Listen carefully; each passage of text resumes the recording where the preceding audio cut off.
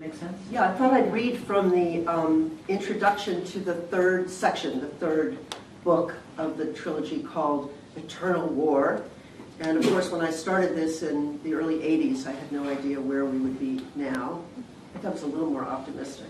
I just had a child, and everything looked rosy.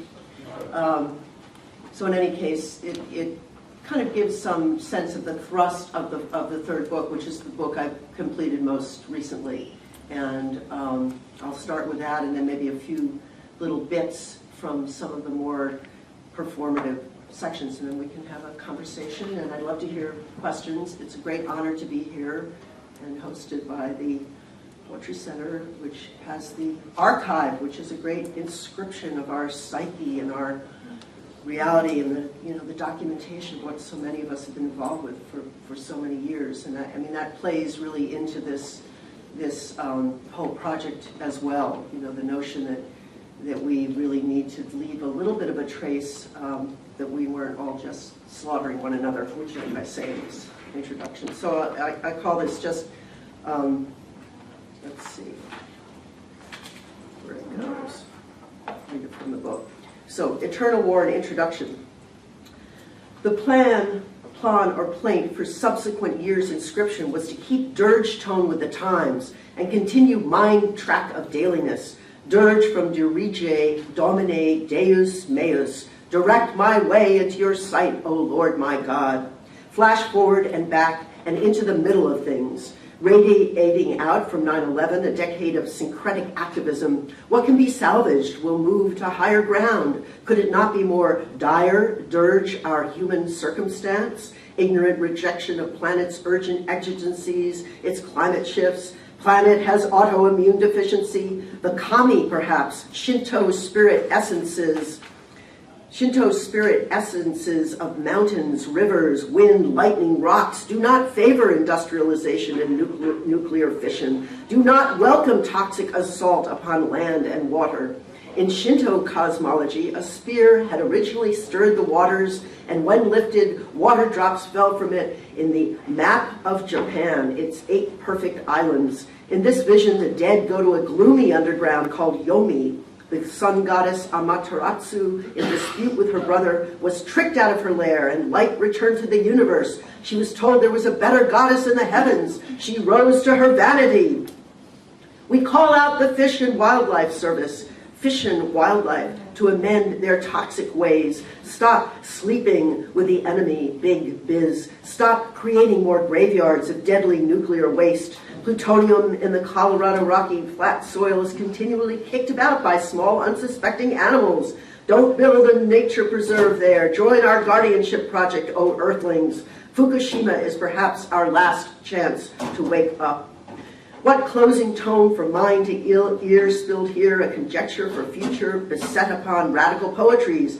The practice of Book 3 is an attempt to further aright the gender divide, and it succeeded a small space at an incremental pace. You were attempting the proper ceremonies, and perhaps failed as you confronted the irreparable and a broken heart for your civilization. And more massive white male-driven suicidal wars this century someone could get rich on upon a country that was one of the cradles of all humankind, incunabula of Tigris Euphrates, and instigated by a mini-empire named Halliburton, hiding now behind the difficult-to-pronounce XE, this cult of war metastasizes. That is the game, and the name, a cancerous shadow government. Macondo well would be unstable, they had predicted themselves. Halliburton in charge of cementing the deep water drill hole. Book 3 drowns now fathoms deep in a crucible of oil.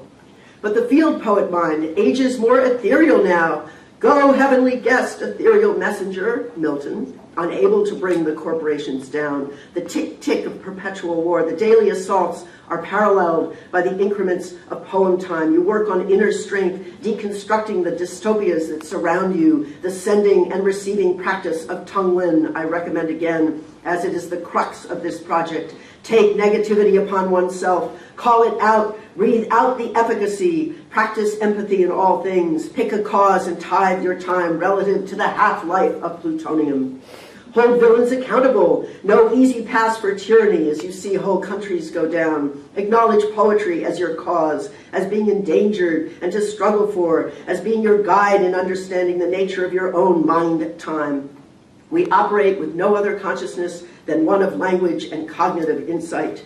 You make a call for a feminist mother poetics where the mother is man or woman or anything else it cares to name itself and is recognized in all animal-mammal realms with inalienable civil and human rights.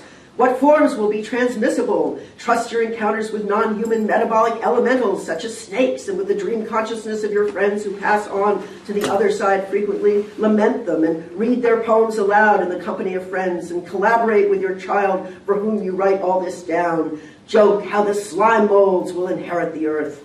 Concentrate on archive of so many witnesses in this little net of cacophonous time to leave a trace so the poets of the future will know we were not just slaughtering one another and the many nameless others so inflicted in the struggle. Lament them, bloated corpses in the flood, wee babes washed out to sea, tsunami consciousness caught in the gap between death and life without a body to come home to.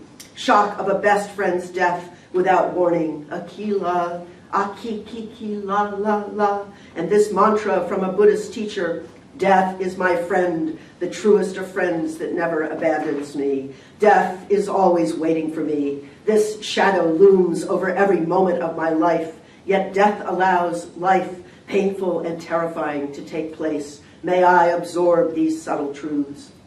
Thranoidia, elegiacs, matins, lamentations, we live perhaps in fear of the human. How doth the city sit solitary? How has she become as a widow? She weepeth sore in the night. She is in bitterness, gone into captivity, O Judah. And pondering the okume, or the inhabited world, common possession of civilization, are we lamenting the dead or consoling them, ourselves, the survivors?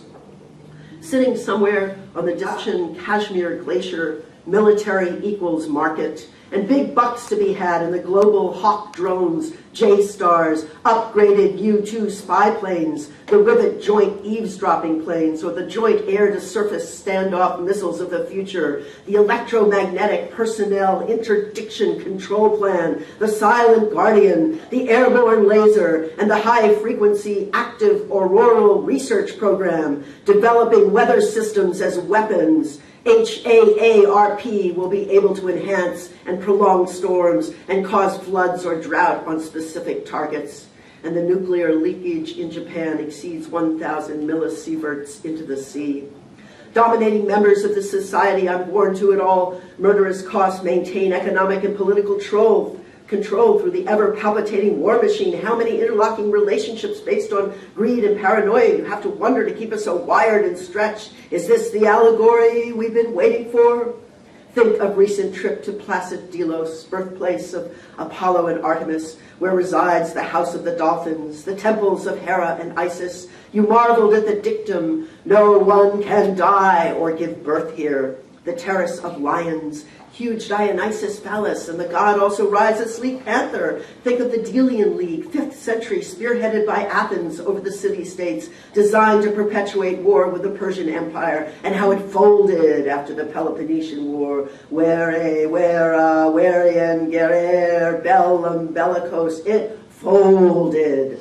Stay with me here in my oracular documentary trance dance. I tend to speed up what could be slow, circular movements, becoming crazed or ecstatic as a dervish might, but I make obeisance to all directions of space, including all I can hold my mind to all the beings that are touched this life, waving their fluted fans and ringing their summoning bells. So that's a little kickoff to the third book.